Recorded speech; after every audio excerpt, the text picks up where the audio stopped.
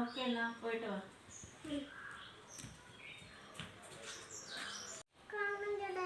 കുറച്ച് ഡൗട്ട് ചോദിക്കണമല്ലോ.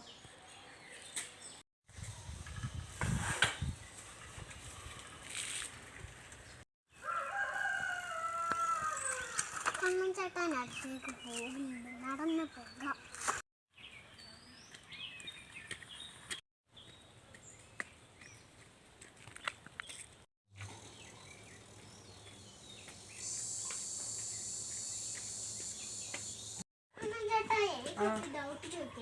നീ ചോദിച്ചോ.